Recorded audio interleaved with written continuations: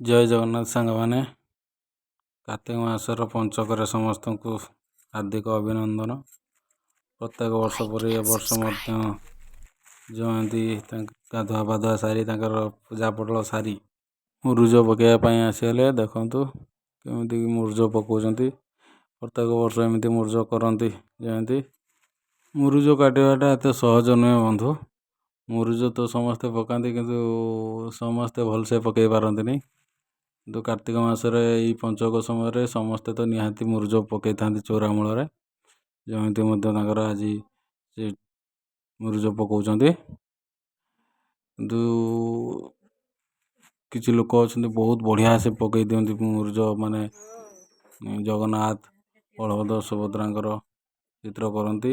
ଆମେ ମଧ୍ୟ ଆସନ୍ତାକାଲି କରିବୁ ଜଗନ୍ନାଥ, ବଳଭଦ୍ର, ସୁଭଦ୍ରାଙ୍କର ଚିତ୍ର। ଆଜି ଖାଲି ତାର ଟିକେ ଝଲକ ଯେମିତି ଆଜି କରୁଛନ୍ତି।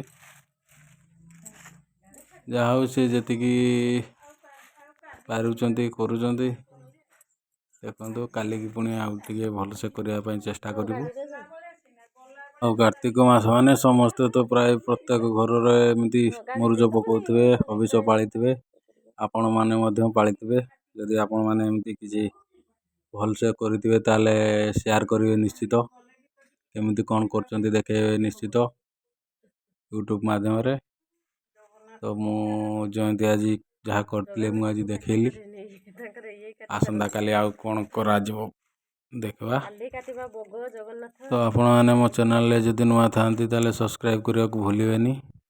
ଆଉ ବେଲ୍ ଆଇକନ୍କୁ ଦବାଇ ଦେବେ ନିଶ୍ଚିତ, ଯାହାଫଳରେ ମୋର ଭିଡ଼ିଓର ନୋଟିଫିକେସନ୍ ଆପଣଙ୍କ ପାଖରେ ଆଗରେ ପହଞ୍ଚିଯିବ। ଆଜି ପାଇଁ ଏତିକି, ରହିଲି। ଜୟ ଜଗନ୍ନାଥ।